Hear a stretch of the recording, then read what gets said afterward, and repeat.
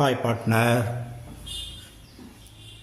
From the following information, compute the value of goodwill by capitalization of super profit method.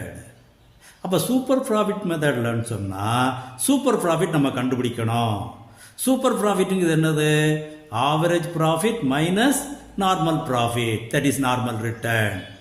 Average profit கொடுத்துட்டாங்க, normal return தான் கண்டுபிடிக்கணும். Capital எம்ப்ளாய்டும் கொடுத்தாச்சு, அப்போ பிரச்சனையே இல்லை.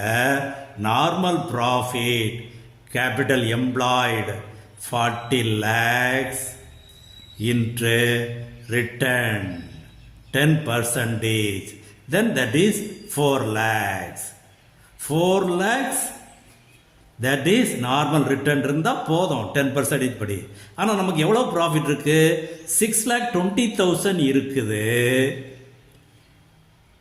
அப்போ அதை நார்மல் ப்ராஃபிட்டை மைனஸ் பண்ணோம்னா 2,20,000, that is super profit.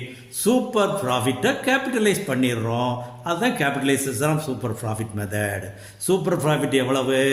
2,20,000 into capitalise பண்ணும்போது இந்த 10% ரெசிப்ரோக்கல் பண்ணுறது, that is 100/10, that is equal to ஒரு சைவர் மட்டும் கட் ஆகுது. அப்போ 22 lakhs கேபிட்டல் வேல்யூ. அப்போது இது கொஸ்டின் சொல்யூஷனாக காட்ட வேண்டியிருக்கனால நீ ஃபார்முலா எழுதினாத்தான் மார்க்கு.